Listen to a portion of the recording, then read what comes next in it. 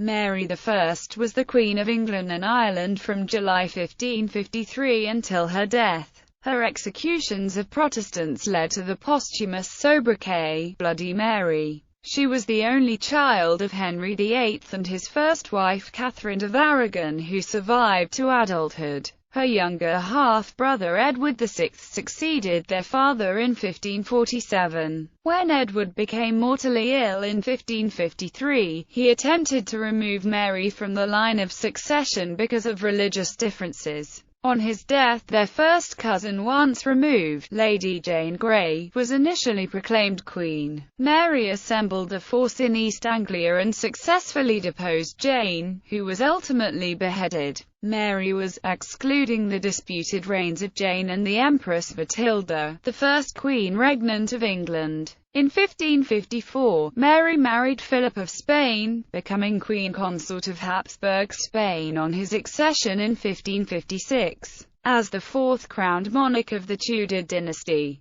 Mary is remembered for her restoration of Roman Catholicism after the short-lived Protestant reign of her half-brother. During her 5-year reign, she had over 280 religious dissenters burned at the stake in the Marian persecutions. Her re-establishment of Roman Catholicism was reversed after her death in 1558 by her younger half-sister and successor Elizabeth I, daughter of Henry and Anne Boleyn. Birth and family. Mary was born on 18 February 1516 at the Palace of Placentia in Greenwich, London. She was the only child of King Henry VIII and his first wife, Catherine of Aragon, to survive infancy. Her mother had many miscarriages before Mary's birth. 4 previous pregnancies had resulted in a stillborn daughter and 3 short-lived or stillborn sons, including Henry, Duke of Cornwall. She was baptized into the Catholic faith at the Church of the Observant Friars in Greenwich 3 days after her birth.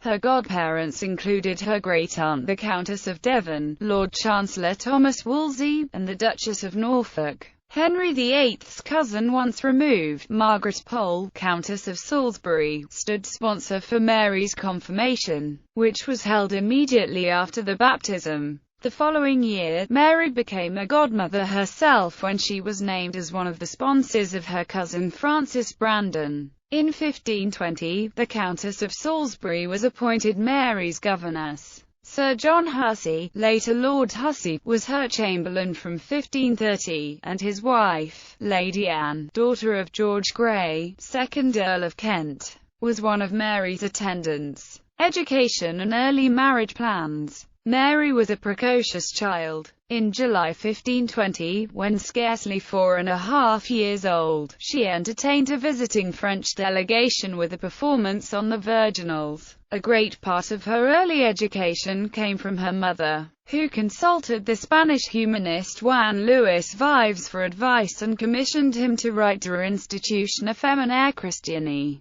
a treatise on the education of girls. By the age of 9, Mary could read and write Latin. She studied French, Spanish, music, dance, and perhaps Greek. Henry VIII doted on his daughter and boasted to the Venetian ambassador Sebastian Giustiniani, "This girl never cries." She was also ruddy-cheeked, a trait she inherited from her father. Despite his affection for Mary, Henry was deeply disappointed that his marriage had produced no sons. By the time Mary was 9 years old, it was apparent that Henry and Catherine would have no more children, leaving Henry without a legitimate male heir. In 1525, Henry sent Mary to the border of Wales to preside, presumably in name only, over the Council of Wales and the Marches. She was given her own court based at Ludlow Castle and many of the royal prerogatives normally reserved for the Prince of Wales.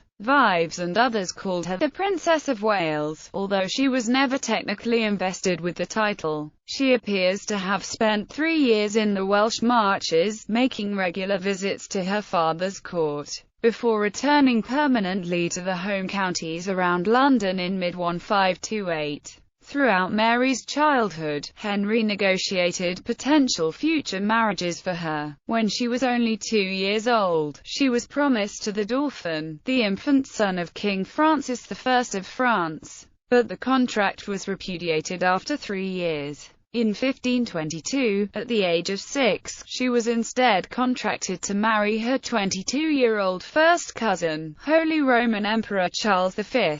However, the engagement was broken off within a few years by Charles with Henry's agreement. Cardinal Wolsey, Henry's chief advisor, then resumed marriage negotiations with the French, and Henry suggested that Mary marry the Dauphin's father, King Francis I himself, who was eager for an alliance with England. A marriage treaty was signed which provided that Mary marry either Francis I or his second son Henry, Duke of Orleans. But Wolsey secured an alliance with France without the marriage. According to the Venetian Mario Savornino, Mary was developing into a pretty, well-proportioned young lady with a fine complexion. Adolescence. Meanwhile, the marriage of Mary's parents was in jeopardy. Disappointed at the lack of a male heir, and eager to remarry, Henry attempted to have his marriage to Catherine annulled, but Pope Clement VII refused his requests. Henry claimed, citing biblical passages, that his marriage to Catherine was unclean because she was the widow of his brother Arthur. Catherine claimed that her marriage to Arthur was never consummated, and so was not a valid marriage. Indeed, her first marriage had been annulled by a previous pope, Julius II. On that basis, Clement may have been reluctant to act because he was influenced by Charles V, Catherine's nephew and Mary's former betrothed, whose troops had surrounded and occupied Rome in the War of the League of Cognac. From 1531, Mary was often sick with irregular menstruation and depression, although it is not clear whether this was caused by stress, puberty or a more deep-seated disease. She was not permitted to see her mother, who had been sent to live away from court by Henry. In early 1533, Henry married Anne Boleyn, who was pregnant with his child, and in May Thomas Cranmer, the Archbishop of Canterbury, formally declared the marriage with Catherine void, and the marriage to Anne valid. Henry broke with the Roman Catholic Church and declared himself supreme head of the Church of England. Catherine was demoted to Dowager Princess of Wales, and Mary was deemed illegitimate. She was styled the Lady Mary, rather than Princess, and her place in the line of succession was transferred to her newborn half-sister, Elizabeth, Anne's daughter. Mary's own household was dissolved, her servants were dismissed, and in December 1533 she was sent to join the household of the infant Elizabeth at Hatfield, Hertfordshire. Mary determinedly refused to acknowledge that Anne was the Queen or that Elizabeth was a princess, further enraging King Henry. Under strain and with her movements restricted, Mary was frequently ill, which the royal physician attributed to her ill-treatment. The imperial ambassador Eustace Chapuis became her close advisor, and interceded, unsuccessfully, on her behalf at court. The relationship between Mary and her father worsened. They did not speak to each other for 3 years. Although both she and her mother were ill, Mary was refused permission to visit Catherine. When Catherine died in 1536, Mary was inconsolable. Catherine was interred in Peterborough Cathedral while Mary grieved in semi-seclusion at Hunsdon in Hertfordshire. Adulthood. In 1536, Queen Anne fell from the king's favour and was beheaded.